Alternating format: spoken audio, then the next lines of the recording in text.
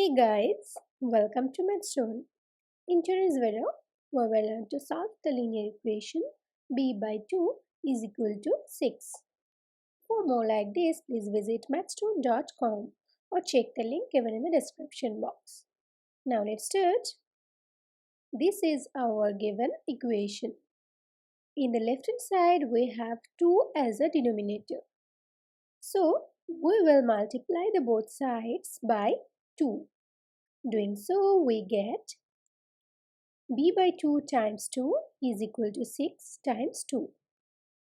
Now in the left hand side, look that 2 gets cancelled and we are left with b. And as 6 times 2 is 12, so in the right hand side we get 12. So b is equal to 12 is our final answer. Thank you for watching. Please like and share this video if you find it useful.